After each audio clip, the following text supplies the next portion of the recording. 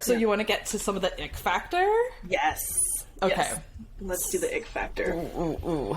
So I guess, like, I kind of want to talk about this in a way of how I see it happening in people's businesses and their kind of like resistance and fears around marketing. So I think that there's this kind of ick factor of like people are scared because there's like there's so much behind it. Oh my god. I'm so glad we're taking this workshop. Okay. By the way, the workshop is just going to be like so much information between me and Natalie. We don't know how to stop talking, so.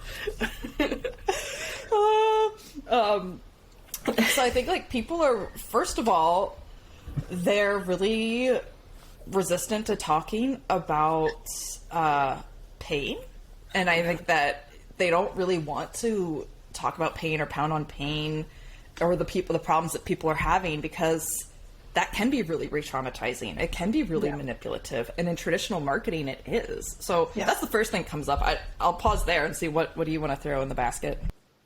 Yeah, I'm totally on board with you in that, like, people have a lot of resistance to talking about pain, but I think that there's an important intention to lay down when it comes to talking about pain.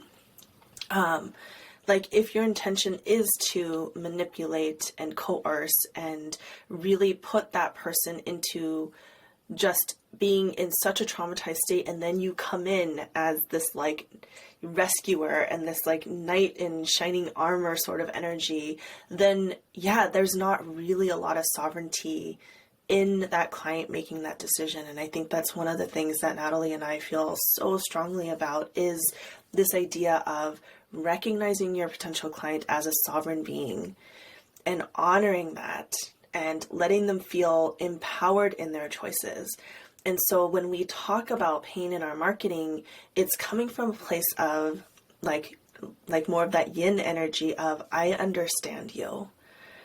And from that understanding, and it's never like we're pounding on pain that isn't there. Like, the pain is there. And you know, we would be doing our clients a disservice as coaches, as mentors, as consultants, if you are just skirting around pain instead of like actually stepping into the depths of that pain with that client.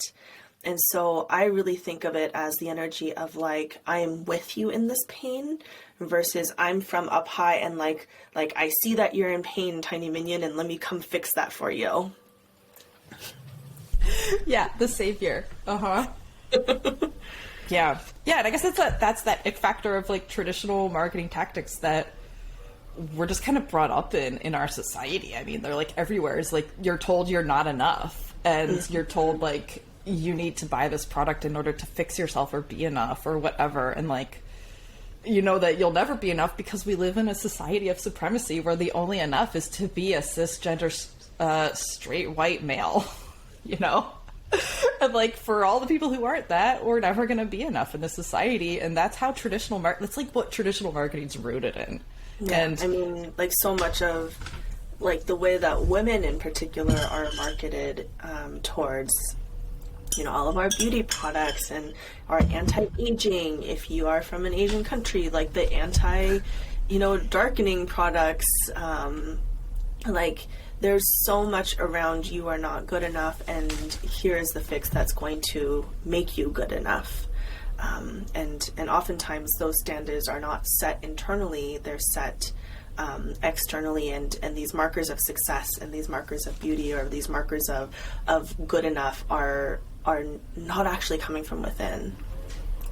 Right. It's that external authority, external power, giving away your sovereignty, giving away your agency, and allowing your value and your worth to be decided by something or someone else. I mean, it's just like, it's just like, I'm like feeling icky just talking about it.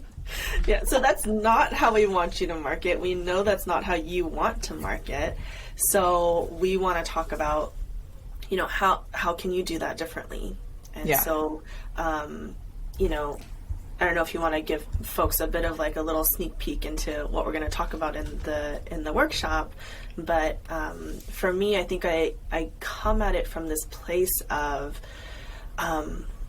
how can you balance your own energy within yourself as a practitioner, as a spiritual entrepreneur, so that you aren't bringing in what I call unbalanced yin energy or unbalanced yang energy into the marketing space. And so a lot of that work of showing up externally has to come from that internal process first.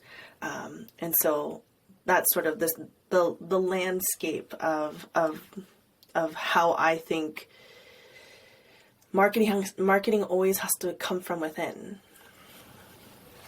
for it to be an authentic sort of message. Right. And in this, I'm inherently hearing you say, like, one has to come from a place of their own agency and sovereignty, and not from that place of, I also need fixing, and maybe you as the client can fix me. I don't, like, there's so many weird, subtle undertones that can happen in imbalanced, coming from that imbalanced place. Yeah. Thank you. That was a really, really good thing to name, of like, yeah, because if you show up to marketing and you feel like you need that external validation, then the sale is not just about you making a sovereign offering and the client making a sovereign yes. It's about, oh, now all of my value is wrapped up in their yes. All of my, scarcity wounds are wrapped up in that yes. How I find value and worth in myself is wrapped up in that yes. And that's a lot for a client to carry, and it's inappropriate for that client to carry. So it's about doing that internal work, and we go through a lot of different practices that we can use to balance that even before you show up in the marketing space. Oh yeah. I love how you teach that stuff.